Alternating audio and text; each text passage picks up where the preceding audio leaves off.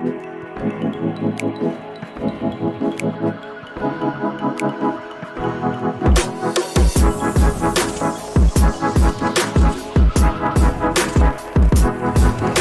and gentlemen,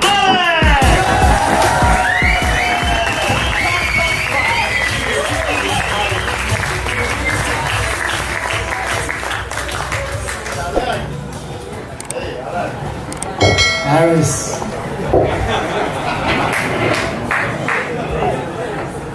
Hello everybody.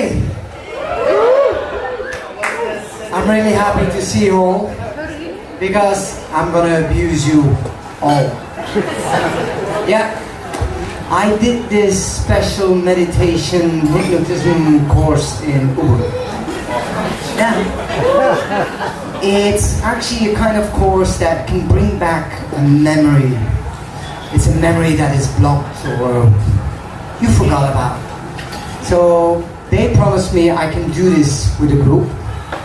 So I want you all to close your eyes. Come on people, close your eyes. Yes. Close your eyes, listen to my voice. Yes, relax. Breathe in, breathe out. If you don't breathe, you will die. Yeah? Okay. Relax, relax. I said fucking close your eyes! And relax, relax. That's the whole point. You have to relax. Yes?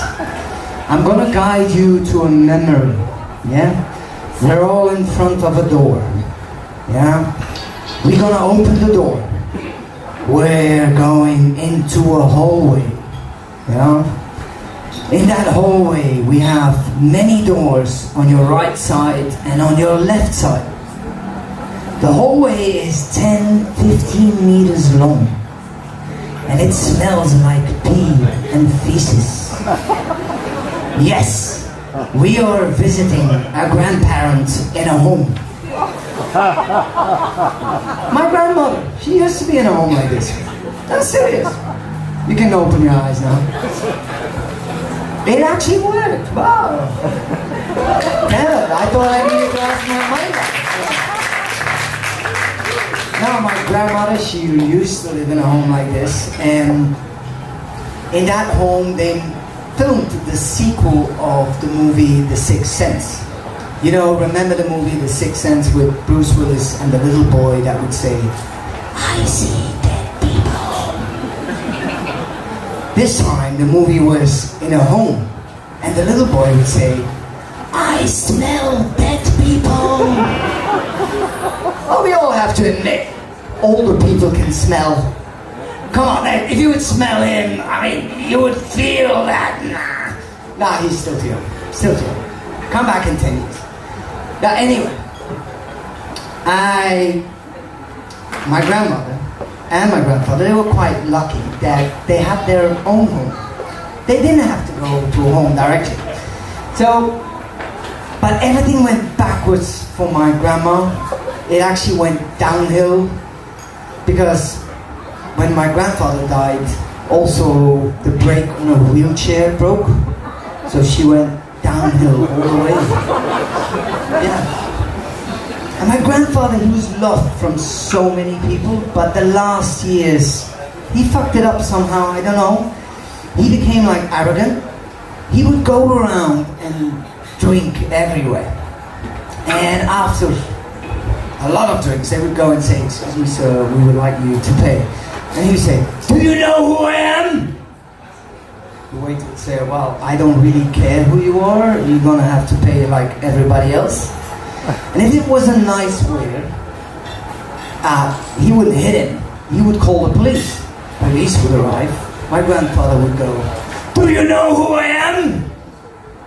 And then they would arrest him. But we can't really blame the bartender, the police, for not knowing my grandfather had Alzheimer's.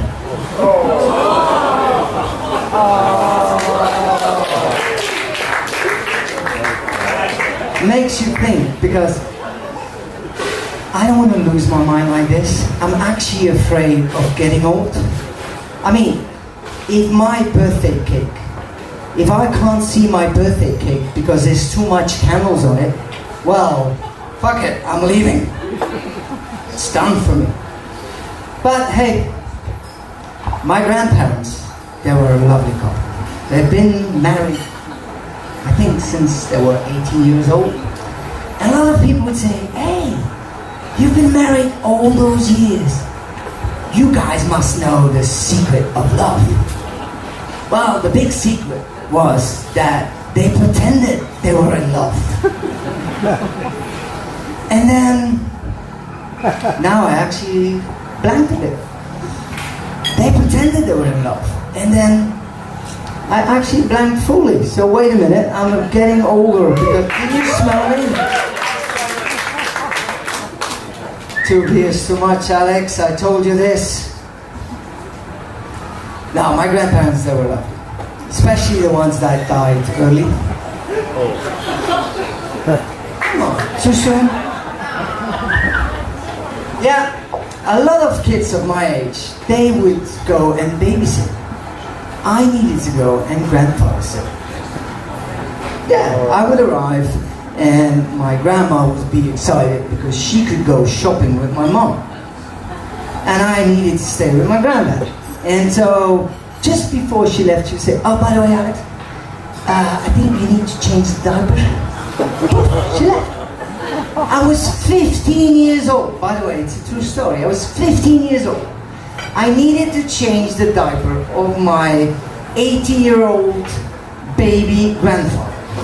I'm like, okay, well, the things you do for love, serious? Also, they pay me good money for it. And so, I washed him, I changed his diaper, and I left him for like a few seconds in the bathroom because I was taking a fresh towel. And suddenly I could hear him, go away! I don't want to talk to you! Go away! So I go back and I go like, hey, baby. That's what we say in my language for grandpa. I'm like, who are you talking to? And he goes like, this guy here. I'm like, that's a mirror? But then, it was fine. I introduced him to the guy.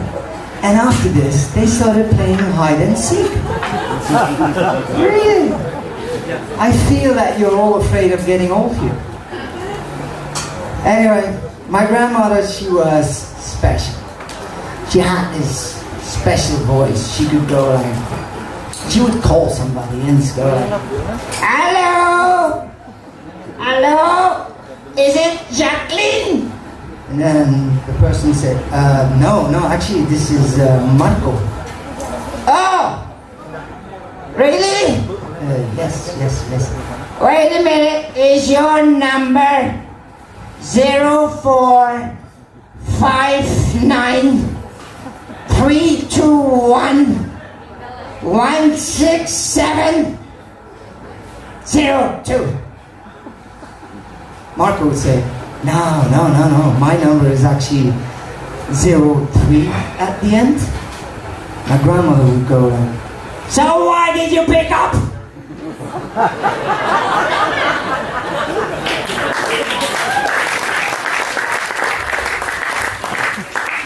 Again, if the joke is too smart, I'm willing to explain it. You just buy me a beer at the end of the show. No problem. So my grandmother, and she had a great life. I mean, I actually miss her. It's true, I do miss her. Yeah. But she had a better love life than me. Like with me, for a while, I was totally devastated. I couldn't find the killer of my wife. No, I couldn't. Because my budget was so small, nobody was willing to kill her. Wow, they all love my wife. Anyway, when my wife finally died,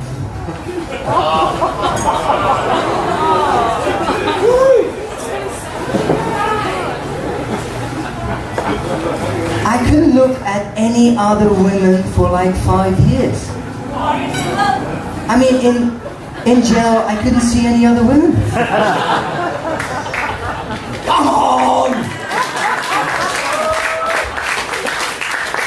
Yeah, I do remember her last words, and if you all were shocked before, I'm gonna shock you more, but I don't really care. Her last words were like, "Is that loaded?" Yeah, a lot went through her mind, and the last thing was a bullet. Yeah, I know, I'm sorry.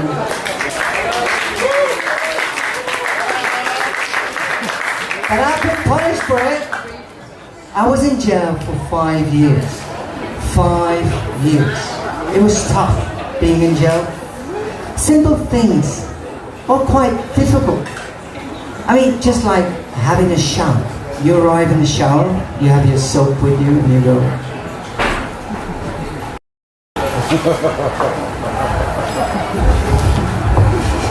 Fucking hell. I did not drop my soap for 5 years. 5 years I never dropped my soap. There were other guys arriving in the shower. They would arrive with a little bit with the moves like Renars. Oops.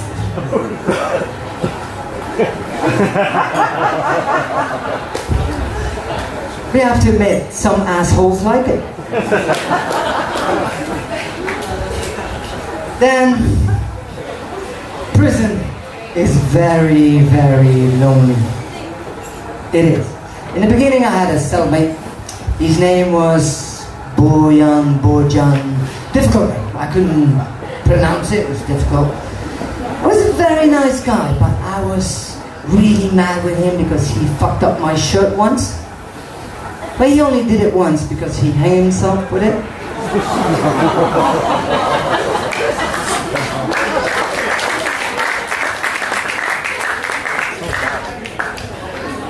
But prison made me a better person. It changed me. And I have to say, when I was out, I saw the sign. I saw the light. It was mostly a red light for at least 2 weeks. At least one person knows the red light district. But let me make something clear for all of you, because I see you're all shocked. Not all comedy is reality. Not everything I say is actually true. I know you guys are, no, damn it, really? But it isn't. And I can see it as a few smart people that already said, nah, it can't be, could never be true. And it's true, it could never be true. Nobody can ever not drop his soap for 5 years.